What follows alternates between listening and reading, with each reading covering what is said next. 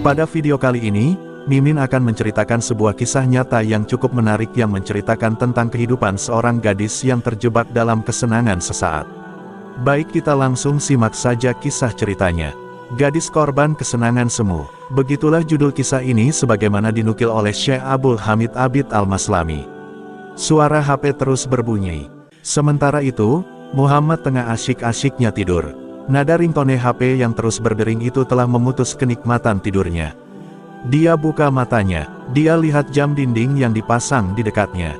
Ternyata waktu menunjukkan pukul 2.15 dini hari. Ketika itu Muhammad memang tengah menanti telepon penting dari seseorang. Karena itu, ketika HP-nya berdering, dia menduga bahwa itulah suara telepon yang ditunggu-tunggunya. Dia segera bangun, dia pegang HP dan terima nada panggilan untuknya sambil berbicara, "Halo. Assalamualaikum." Dari balik HP-nya, terdengar suara lembut seorang wanita yang berkata, "Iya, bolehkah aku berbincang-bincang semalaman suntuk bersamamu?" "Apa yang kamu katakan? Siapa kamu?" balas Muhammad sambil merasa aneh penasaran. "Namaku Aswak. Apakah kamu punya pacar?" Muhammad tahu bahwa dia adalah seorang wanita yang tengah berpikiran kusut kebingungan. Sebab, dia tidak tidur di malam hari. Barangkali dia tengah merasakan beban atau tekanan batin. Karena itu, dia mencoba melampiaskan dan mengobatinya dengan berbuat iseng menghubungi HP orang per orang. "Kamu belum tidur?" tanya Muhammad kepadanya. "Tidur? Apakah kamu pernah dengar ada seorang yang tengah jatuh cinta tidur di malam hari?" "Malam hari itu menjadi siangnya bagi orang-orang yang sedang mabuk cinta," balas si wanita sambil tertawa. "Aku harap, jika kamu mau berbincang lebih jauh, janganlah tertawa dan bersuara keras. Aku bukanlah orang yang mudah bersenda gurau tidak karuan," ujar Muhammad dengan nada dingin. Mendengar Muhammad berkata-kata dingin, si wanita menjadi gugup. Dia lalu berkata, "Maaf, aku tidak bermaksud apa-apa. Siapakah orangnya yang telah membuatmu jatuh hati dan cinta kepadanya?" "Tentu kamu." "Aku? Bagaimana mungkin kamu jatuh hati padaku, padahal kamu sendiri tidak pernah mengenal dan melihatku?" balas Muhammad penuh keheranan. "Aku mengenalmu lewat teman-temanku satu kampus. Aku juga telah membaca karya-karyamu. Aku terpesona dengan gaya bahasa bukumu yang dalam dan romantis. Biasalah, terkadang telinga ini sudah jatuh hati duluan pada seseorang sebelum mata memandangnya. Sudahlah, ceritakanlah, apa yang biasanya kamu lakukan untuk menghabiskan malam-malammu?" "Setiap malam, biasanya aku berbicara dengan 3 atau 4 orang pria. Aku beralih dari satu nomor HP ke HP yang lain, dari satu pria kepada pria yang lain. Aku berbicara dengan si dia, tertawa dengan si dia, merayu si dia, berjanji dengan si dia, berdusta dengan si dia, mendengar rayuan gombal si dia, dan sampai mendengar lagu dari si dia, dan dia yang lain. Begitulah seterusnya hingga pagi menyingsing. Malam ini aku menghubungimu, sekadar ingin tahu apakah kamu sama seperti mereka, atau justru sebaliknya." "Sebelum menghubungiku, kamu tadi menghubungi siapa?" tanya Muhammad. Si wanita terdiam sejenak, kemudian dia menjawab, "Tadi aku berbicara dengan Walid. Dia seorang pria yang tampan dan romantis. Dia memberikan nomor teleponnya saat aku berada di pasar. Aku menghubunginya, dan aku berbicara bersamanya kurang lebih selama 30 menit. Lalu apa lagi? Apakah kamu menemukan sesuatu yang kamu cari pada dirinya?" Dengan nada sedih si wanita menjawab, "Pada dirinya aku tidak menemukan sesuatu yang kucari, juga dengan pria-pria lainnya. Aku tidak menemukan pada diri mereka sesuatu yang dapat mengobati kehampaan jiwaku dan memuaskan rasa dahaga batinku." Si wanita terdiam sejenak, kemudian dia melanjutkan pembicaraannya. "Mereka adalah para pria yang suka melampiaskan hawa nafsu, pengkhianat, pendusta, dan gombal. Tutur kata mereka begitu romantis. Tapi, ia keluar hanya dari mulut belaka, bukan dari hati mereka yang paling dalam. Bicara mereka demikian manis melebihi manisnya madu. Tapi, hati mereka bak serigala yang siap memangsa korbannya. Tujuan mereka kepadaku hanya untuk melampiaskan hawa nafsu mereka saja. Setelah itu, mereka pun mencampakkanku seperti sepatu yang sudah usang lalu dibuang. Mereka hanya mementingkan diri mereka sendiri. Sampai saat ini, meski sudah banyak sekali pria yang aku hubungi, aku belum menemukan seorang pun dari mereka yang memerhatikanku karena karakter dan kepribadianku. Mereka semua bersumpah kepadaku, mereka hanya mencintaiku seorang, mereka tidak ingin memperistri wanita manapun kecuali aku. Aku sadar, sebenarnya hati mereka justru mencemooh dan menghinaku. Mereka memuji dan berkata-kata manis kepadaku saat mereka ada di hadapanku. Namun, saat di belakang, mereka malah mencaci maki diriku. Kehidupanku bersama mereka merupakan kehidupan yang palsu, semu, dan dusta. Setiap kami saling membohongi yang lain dan saling meragukan ketulusan cinta kami masing-masing. Kemudian, Muhammad berkata, namun, jelaskanlah. Selama ini kamu tidak mendapatkan cinta yang kamu impikan dari para pria itu, lalu bagaimana mungkin kamu bisa mendapatkannya dari diriku? Aku tidaklah pandai untuk mengungkapkan kata-kata romantis, puisi-puisi cinta, dan surat cinta yang berlumurkan rasa rindu. Apa yang aku rasakan justru sebaliknya. Sesuatu yang selama ini aku cari malah ada pada diri orang-orang saleh sepertimu. Kami mencari anugerah, kesetiaan, rasa aman, kehangatan, dan rasa belas kasih. Kami membutuhkan kata-kata jujur yang keluar dari hati yang tulus, supaya ia bisa masuk ke relung hati kami yang paling dalam. Kami mencari orang yang mau peduli dengan kami dan memerhatikan perasaan kami, bukan sekadar melampiaskan hawa nafsu yang hina semata. Kami mencari seorang saudara yang penuh kasih sayang, ayah yang penuh perhatian, dan suami yang saleh. Pendek kata, di dunia ini kami mencari kebahagiaan sejati, ketenangan batin, ketulusan, kesetiaan, pengorbanan, dan rasa aman. Sambil menahan air matanya karena merasa sedih atas kondisi yang dirasakan si wanita, Muhammad lalu berkata, tampaknya kamu tengah mengalami tekanan batin, kehampaan jiwa, kegelisahan dan himpitan mental. Kamu juga sedang menghadapi bencana keluarga dan broken home. Kamu adalah orang pertama yang memahami isi hatiku dan mengerti apa yang tengah bergejolak dalam batinku. Kalau begitu, tolong ceritakan sedikit tentang dirimu dan keluargamu agar aku bisa tahu lebih jauh lagi. Usiaku saat ini 20 tahun. Aku tinggal bersama keluargaku yang terdiri dari ayah, ibu, 3 orang saudara, dan 3 orang saudari. Semua saudara-saudariku sudah menikah, kecuali aku dan abangku yang lebih tua 2 tahun daripada aku. Aku sekarang masih kuliah. Bagaimana tentang ayah dan ibumu? Ayahku seorang hartawan. Tapi setelah tenang, si wanita melanjutkan ceritanya, aku seringkali berusaha mendekatinya, tetapi percuma. Dia justru menjauh dariku. Bahkan, suatu kali aku pernah duduk di sampingnya. Dengan begitu, aku berharap dia mau memelukku. Lalu, aku berkata kepadanya, ayah, aku membutuhkanmu. Janganlah tinggalkan aku. Aku takut kehilangan ayah. Ketika aku mengatakan demikian kepadanya, dia justru menghardikku sambil berkata, ayah telah memenuhi segala keperluanmu.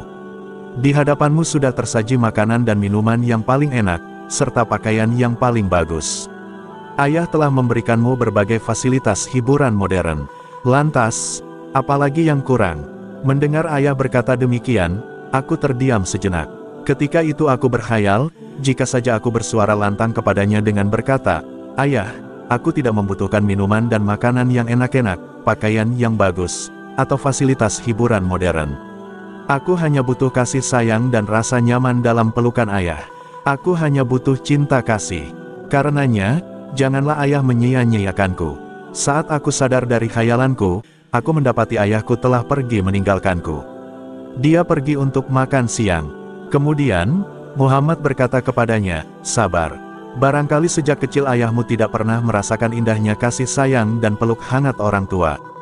Kamu kan tahu, seseorang yang kehilangan sesuatu maka dia belum tentu bisa memberikannya, Lia, kan? Tapi, bagaimana dengan ibumu? Bukankah dia sebagai ibu yang penuh kasih sayang? Sebab, pada dasarnya, karakter seorang wanita adalah lembut dan penuh perasaan. Ibuku memang sedikit lebih lembut daripada ayahku. Tapi, dia menganggap kehidupan itu hanya sekadar makan, minum, pakaian, dan jalan-jalan. Dia tidak pernah memerhatikan tindak tandukku. Ibuku bisanya hanya memerintah secara kasar. Aku pasti akan celaka jika membantah perintahnya. Caci makiannya masih kuat terngiang di telingaku. Dia menelantarkan semua kerjaan yang ada di rumah. Dia bebankan semua itu kepadaku dan pembantu di rumah. Bukan hanya itu, kerjaan sehari-harinya hanyalah gosip dan gosip. Ibuku selalu menitipkanku pada teman-temanku dan anak-anak yang pintar di dekat rumah, atau pada anak-anak tetangga yang pandai memasak dan melakukan pekerjaan rumah.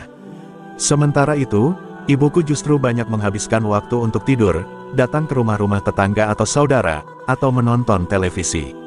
Aku sudah tidak ingat lagi kapan terakhir kali dia memelukku. Bagaimana hubungan ibumu dengan ayahmu? Aku merasa keduanya tidak saling peduli. Keduanya hidup di dunia yang berbeda. Rumah kami tidak ubahnya seperti hotel, tempat yang digunakan sekadar untuk makan, minum, dan tidur. Muhammad berusaha membela ibu si wanita dengan berkata, dengan segala kekurangannya, dia tetaplah ibumu yang telah membesarkanmu. Barangkali ibumu tengah menghadapi suatu masalah dengan ayahmu. Akibatnya, masalah itu berpengaruh negatif terhadap sikapnya kepadamu. Minta maaflah kepadanya. Namun sebelumnya, apakah kamu telah membuka pintu hatimu untuknya? Pada dasarnya, dia mengalami tekanan batin sama seperti yang kamu rasakan. Dengan perasaan sangat aneh, si wanita lantas berkata, aku harus membuka pintu hatiku untuknya. Apakah dia pernah membuka pintu hatinya untukku? Yang berposisi seorang ibu itu dia, bukannya aku. Bagaimanapun, dialah yang telah membuat dinding pemisah antara aku dan dirinya yang sangat sulit untuk dihancurkan. Kenapa kamu harus menanti dia yang menghancurkan tembok itu?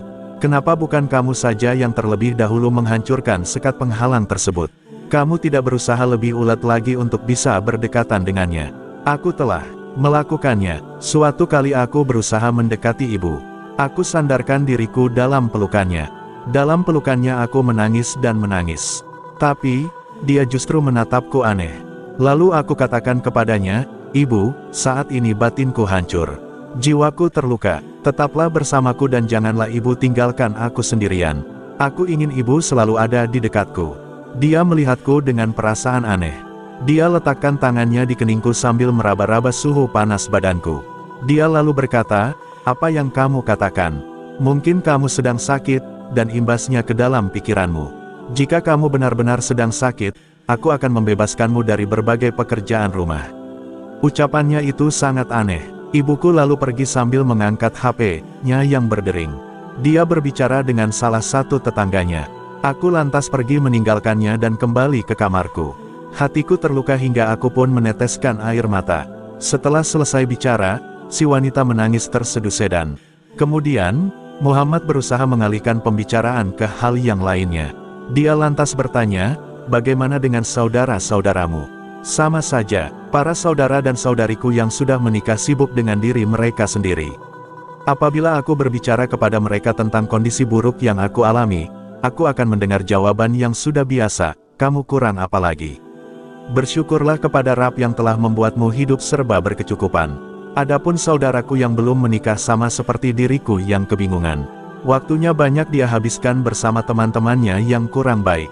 Dia biasa nongkrong di pasar-pasar dan jalan-jalan. Muhammad berusaha mengetahui kegelisahan mental si wanita. Karena itu, dia lalu bertanya kepadanya, seseorang yang benar-benar menginginkan sesuatu, dia akan mencarinya dan berusaha sekuat tenaga hingga dia memperolehnya.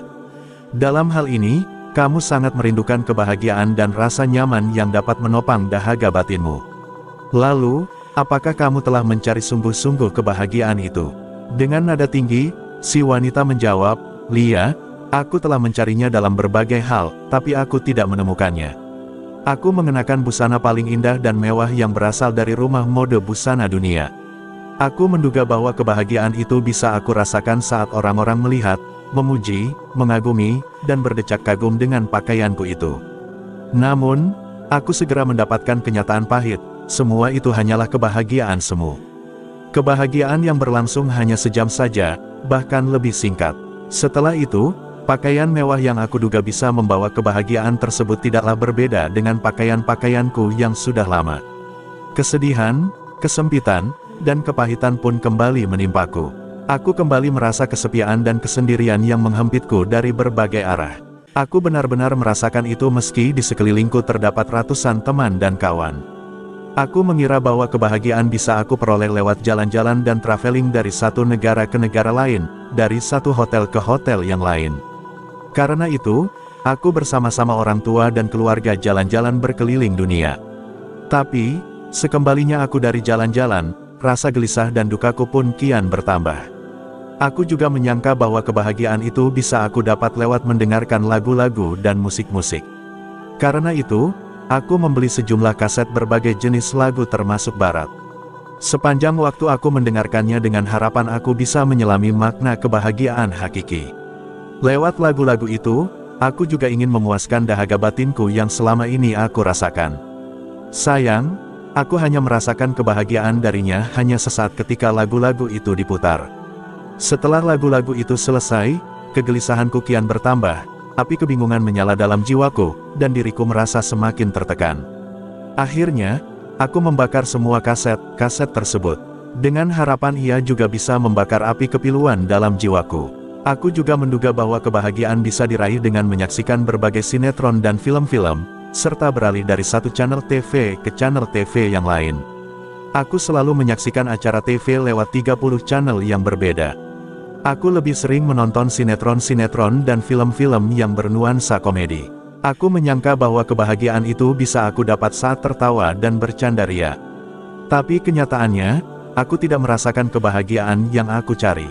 Mulutku memang tertawa terbahak-bahak, tetapi hatiku tetap saja menangis. Semakin sering aku tertawa, semakin sering pula aku mengalami tekanan batin. Aku mendengar dari sebagian teman-teman, bahwa kebahagiaan bisa diperoleh ketika berhubungan dekat dengan pemuda tampan yang mengumbar kata-kata cinta, mengungkapkan kata-kata romantis, dan menyanjung kecantikanku setiap malam lewat telepon. Aku terus melakukan cara ini dan berpindah dari satu pemuda kepada pemuda yang lain demi mendapatkan kebahagiaan dan ketenangan batin. Lagi-lagi aku pun tidak mendapatkannya. Bahkan sebaliknya, setiap kali aku selesai berbicara lewat telepon atau HP, aku merasakan kegelisahan dan kebimbangan. Api kemaksiatan aku rasakan begitu menyala dalam hatiku.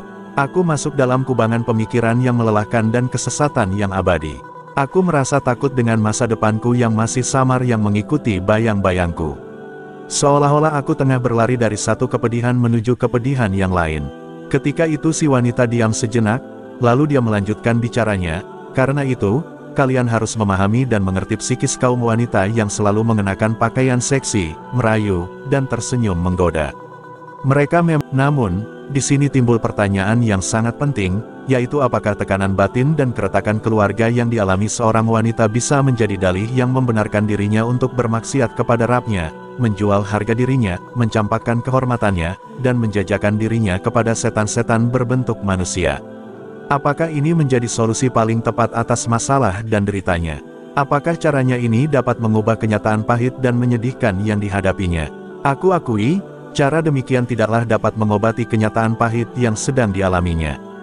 Bahkan sebaliknya, ia akan menambah masalah menjadi semakin parah dan pahit. Bukan maksudku untuk membela para wanita seperti itu. Namun, maksudku ialah apabila kalian melihat mereka, maka kasihanilah mereka. Doakanlah mereka supaya mendapatkan petunjuk dan bimbinglah mereka. Mereka adalah wanita yang tengah kebingungan. Mereka menduga bahwa cara demikian merupakan jalan yang bisa mengantarkan pada kebahagiaan yang selama ini mereka cari. Si wanita diam sejenak, lalu dia melanjutkan bicaranya, "Aku menjadi ragu bahwa di dunia ini terdapat kebahagiaan sejati. Jika ia memang benar-benar ada, di mana, bagaimana cara untuk merasakannya? Aku sudah bosan dengan kehidupan rutinitas yang memilukan ini. Saudariku, kamu salah jalan dalam mencari kebahagiaan. Kamu melewati jalan kebahagiaan yang bukan jalannya.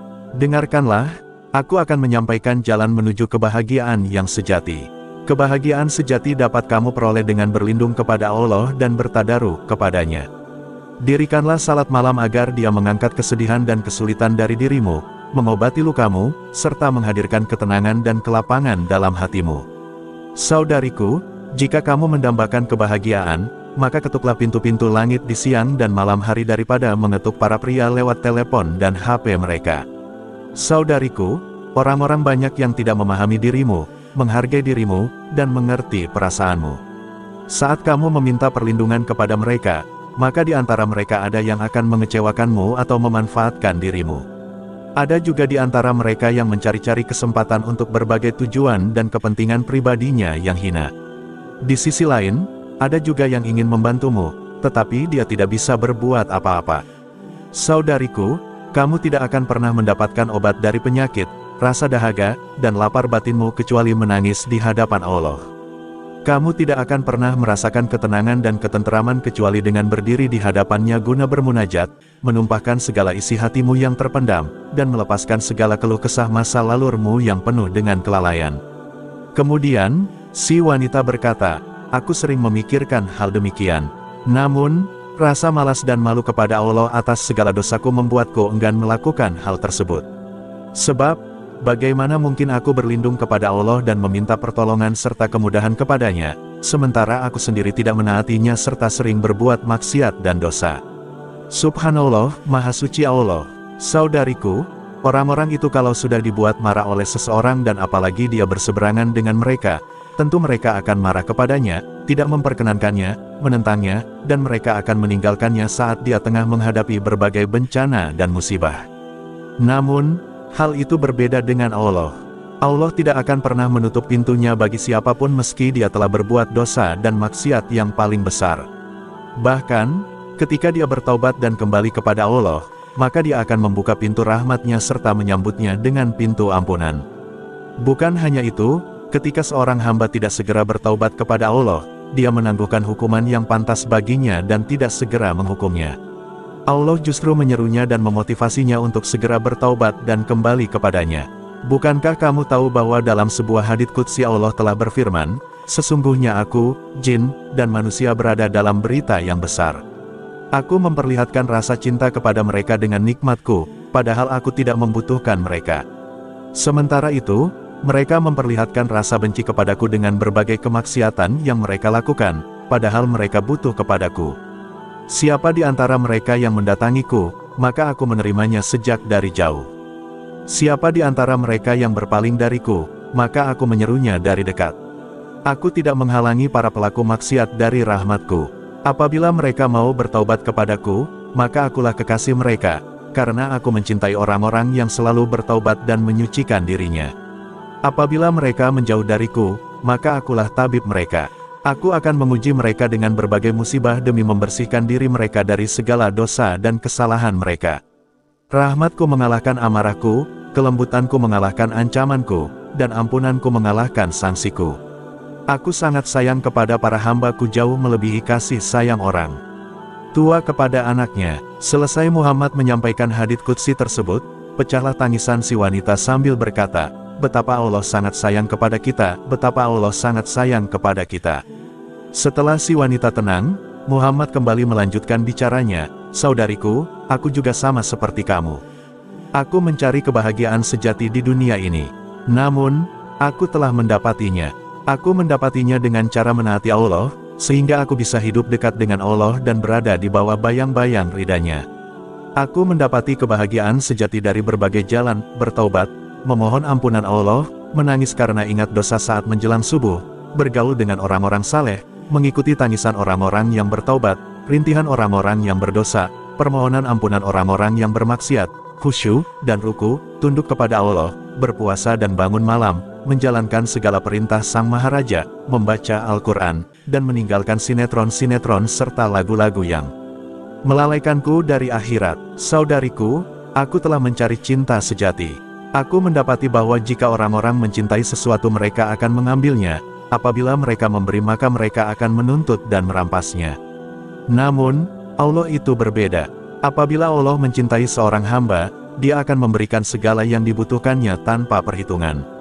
Apabila Allah ditaati, Dia akan memberikan balasan yang baik dan pahala. Saudariku, orang-orang tidak mungkin memberikan ketulusan dan rasa aman sebagaimana yang kita cari. Tidak pula mereka memberikan kita kesenangan, kasih sayang, dan kehangatan.